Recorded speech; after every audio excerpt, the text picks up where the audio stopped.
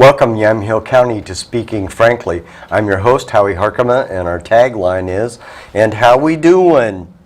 Today, my guest is from Yamhill County 211 Info. Her name is Aimee Olin, and she is the 211 Info Community Engagement Manager. Welcome, Aimee. Thanks for having me, Howie. I'm very glad to have you with us today. So, as Community Engagement Manager for 211 Info, what is 211 Info? That's a great question.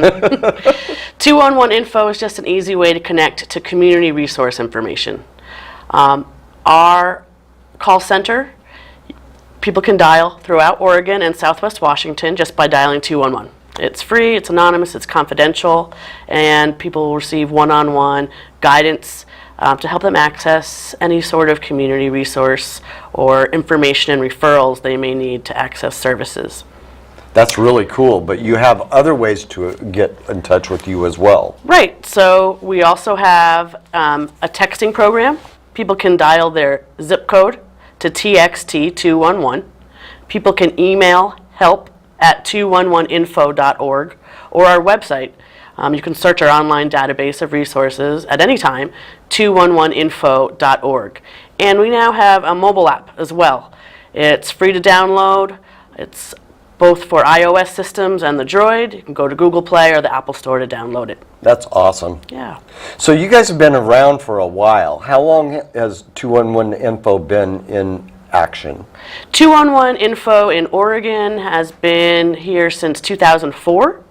I began in 2010 with the organization, and we went statewide in 2013, so covering every county in Oregon as well as 4 in Southwest Washington. So I remember back in 2008, I was sitting on the Commission for Children and Families, and Yamhill County decided that 211 Info was the resource directory of the future, and that's when you guys were implemented to, we signed a contract with you and brought you into Yamhill County. Absolutely. 211 Info was visioned by you and many other great community service providers.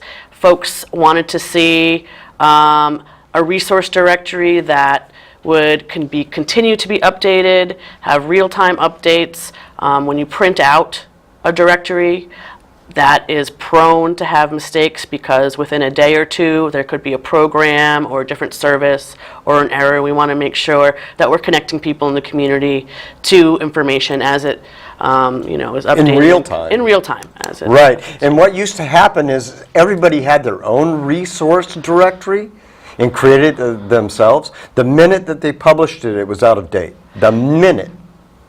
Well, that's right, because we know that programs and services change. New programs are added to fit the needs of the community. Sometimes, unfortunately, programs close if they don't have funding. Maybe there's an emergency program that comes up to address a need that comes up, whether it's drinking water or access to severe weather during both heat and cold weather. Right. So we want to make sure that folks know the resources at the time they need them. Right. And also when you give someone a list of services, that can be really overwhelming. I know when I need to find out information, especially if I'm maybe uncomfortable or overwhelmed, I would like guidance from someone who knows the community. A good analogy maybe is, you're in a new community and you're looking for the bus or which bus to. I rather turn and ask a fellow person who knows using the bus or has used the bus to guide you, rather than look at a map or and who needs get all the overwhelming information all at once anyway? It's best to just deal with what you're trying to find for a resource. Absolutely, and I think in a time under duress or stress, if you need a certain specific need, it's good to have guidance and maybe someone say, hey, sounds like you have a lot. How about starting with a small bit? What's a good first step that we can work on? And so a lot of times when folks call and they might have a lot of needs, we'll provide them 1 to 3 referrals. We'd like to provide 3 if they're available, and then ask them if they'd like to call back or email back or get a text later with some other resources so Sure. that we encourage folks to continue the dialogue with us and really get the information that they need to make a good, confident first step to. And it's all confidential, so it's really great. It's all confidential. We don't ask anyone's personal information. We do ask demographic questions. Yeah, but that makes sense. Yeah, so everyone who calls will ask if they're willing to answer a few questions. We ask all of our callers. They're all optional. Sure. So at any time, someone can decline Right. to answer, and we're happy to continue with the call and make sure folks are getting the resources they need. But they also help us direct folks in terms of what resources might fit their situation. We also aggregate the data and share it with community stakeholders and partners Right. to see what, for instance, Yamhill County and even maybe the cities within Yamhill County, what specific needs those community members are calling for in order to inform the service delivery. So all the information that we're providing to folks comes from great strategic partnerships Right. of people in the community, educators, healthcare workers, social service providers, government agencies, any sort of Even agency ministries, or churches. thank and- you, faith-based Yep. communities, and those are the networks that really come together to provide services Right. for everyone in the community. So what does your staff do there at 211 Info, and where is that located? So our administrative offices are housed in Portland, Oregon. Okay, That's where our call center is. sure. And we have about 50 employees, and we have probably half of those employees, maybe 20 work, providing information referral over the phones. A lot of those folks also will do the texting program and the email. Sure. So all those programs are a live specialist communicating. Is it live chat in real time, or is it? Correct, yeah. So the calls are 8 to 6 Monday through Friday, and the emailing is 8 to 6 Monday through Friday as Okay. well. You can email anytime. Sure. I'll respond when those, as well as the texting. It's 9 to 5 Monday through Friday. But if you text, it'll say, hey, we'll get back to you right as soon as we can if you're calling or Right. texting after hours. What I love about the texting is I'm on the go, I'm at work, I can You text can be that, anywhere. and then phone goes in my pocket, and then later I get the information. I can follow. Those dialogues can go on for a longer period of time. But the online database, all the information that's there, that's what we're using to provide the information. And all that information is provided by the agencies and service providers providing the programs. So they give us the information they'd like to have listed about their programs. That's really cool. And they're only as good as coming back and making sure that they're up to date with their information. Absolutely, and you know, So if things change, they need to alert you. yeah, and anyone can alert us of Right. a change within that organization. If they are reading it and see something, they can contact us. Going to our website, it's very easy to navigate, 211info.org. If you click anywhere on providers, it'll get you right to our resource team. Right. Their direct email is support@211info.org, and their phone number is right on our website as well. Right. So we rather look at information and check it over and review it, it's a constant process of our resource team members who are right now, as we speak, Yes. looking over records and communicating with service providers to make sure that information is up to date. So when you bring up the resource categories on your website, you see a number of things. You see this table, and it says, I'm in crisis, I need shelter, I need help paying bills, transportation, employment, school GED, housing, renter resources, I'm a veteran. You click on any of those hypertext links, and it takes you to the local resource that is for that area. Yeah, so those are categories that were created by focus groups of people who came together to decide what would be some categories. Generalized, if folks were looking for resources. Yeah. And when you click on any number of those, it gives you another menu of option of services under that Right, subcategories. Yep. And if that is not a way that someone is comfortable searching, they can also put in a keyword. Sure. So most of the time, it'll match people's language. I know, for instance, some people might say SNAP, which is the food stamp Sure. program. Yep. They might also call it the Oregon Trail Card. Energy assistance could be bill payment or power company. So Right. you can put that in, and hopefully it'll bring up the same menu.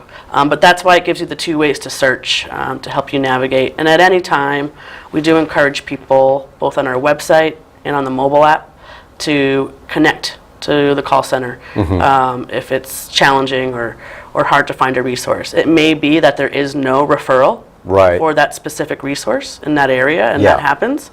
Or it may be that because all of our services are really detailed in terms of what program they provide, that there could be a different term that specialist could look up and maybe find something or suggest some other resources that provide similar services Right. for them to call and inquire about a program.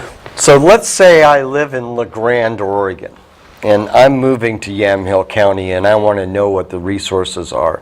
And I open your website, 211info.org, and I go into your website, and I type in McMinnville and the zip code.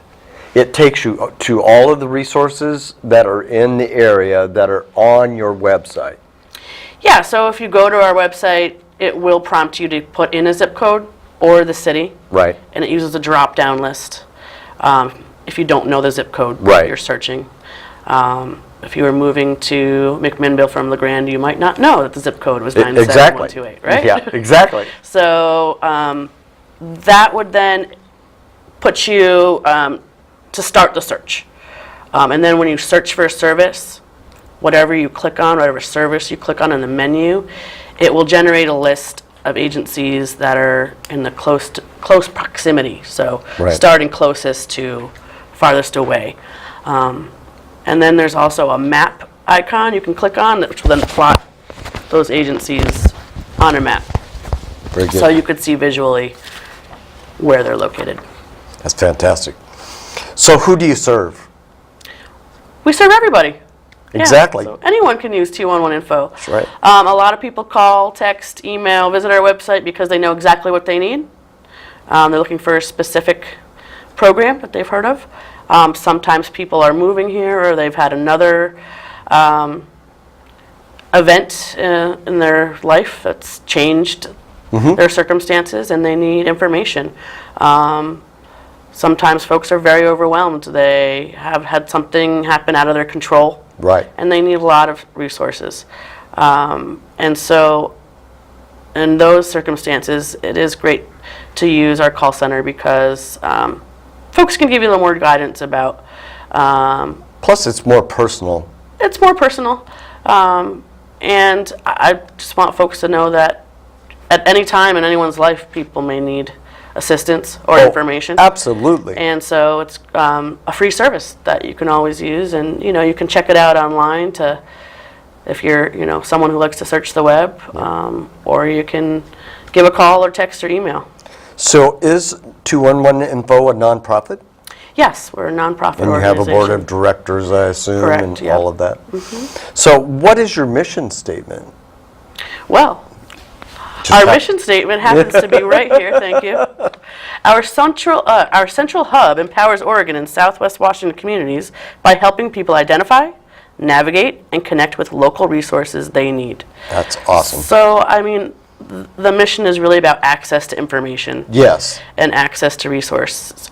And so our online community database, it's not mine, it's not 211's, it's not yours, it's the community's. And it was providers that put it together and very much has joint and collective ownership. Yes. So we encourage the public to use it because that's what it's there for, and also for the public and providers to provide the information. So if folks aren't updating the information, then it's only as strong as people updating the information. Exactly. And even callers and participants that use the service, if they have different information about a program they're familiar with, we'll have our resource department double check it and encourage folks to let us know when they think a change has occurred, so that we'd rather double check the information. And you'd rather be right. Yeah, exactly. Yeah, and that's really important for those who are calling in. So those who are technologically challenged, always remember that you can just call. Yes, just 211. We just dial 211, and it goes right to our call center. So That's the fantastic part about all of this. You don't have to have a computer. You don't have to have an app. You just have to have access to a telephone. you do, and if English is not your first language, you speak a different language you're more comfortable with, Right. we can get interpreters on the line. Right. We do have bilingual call specialists in-house at the call center, so folks can speak to a specialist in English or Spanish. Or when you call, as long as you know what language to request. Yes. So it'll prompt you to press pound, which is the funny hashtag Yes. on your phone, and then to say the language that you need assistance with. A lot of providers call with someone they're assisting as well, community providers, or with the person, or maybe at another time. Sure. And the mobile app was developed in partnership with the Department of Human Services, Youth and Family Services, because they did a study and found that a lot of youth in transition have access to a smartphone. Sure. And use a smartphone to get information. So that's also another way you can search for resources, and it's pretty user-friendly. It was designed by Youth in Transition, and then continues to be designed. It's on its second version. Right. From feedback from users all over the state. So talk about the history of 211 Info. Was it started in Oregon? Did it bloom out of somewhere else? Because isn't it nationwide now? It is nationwide. Almost every state has a 211 system. Yes. The Federal Communication Commission deemed 211 the quick dial number. Right. For social and public health resources. And so not certain which state thought of it first. Yeah. But I do know it started in Willamette Valley in 2004 here Right, in Oregon. right. I started with the organization in 2010. Right. And it was 2013 that it went statewide. So as more service providers came together and said, wow, a resource directory, we could really help our community members be more connected to Right. information and services. Well, each county and each region would like to have something like that. And so that's why we have the agencies there updating the information and make strategic partnerships to make sure information that's useful to Well, folks. collaboration is the key. Absolutely, absolutely. So how are you funded? We do fundraise our budget from both public and private foundations. We do have partnerships with United Way and state contracts with Oregon Health Authority, Department of Human Services, a lot of the early learning hubs, Sure, children's commissions, Yeah. and strategic partnerships have granted or funded a certain piece of the organization. They've created specialty programs to help folks specifically in terms of maternal and child health specialty Sure. services, family services, veteran services. So a lot of strategic partnerships to create a resource, information and connection for the people that those stakeholders serve and want to see, underrepresented communities especially get access to information and programs and services that they need. So, Well, I would think those that are in the margins definitely need this service more than anybody else. sure, yeah, a lot of folks. We do have demographic information on our website. Yes. We're going to For- bring some of that up here in a minute. Great, yeah. Every county will have a quarterly report that shows some of the needs of the community and where callers are calling from. And those, if you go on our website under reports, Yes. you can access them too. Yep. So.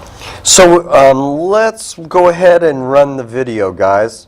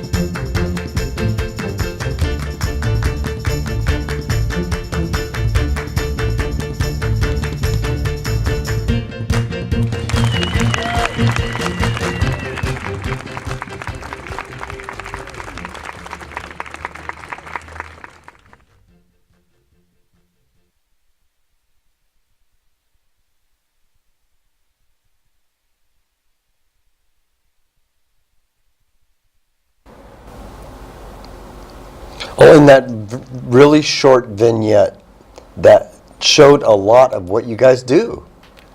It's really cool. Each county is so different regarding community resources. Is each one set up custom? Because they have different demographics, they have different resource providers, et cetera, et cetera. Yeah, every region is very different and unique, and some communities are really connected.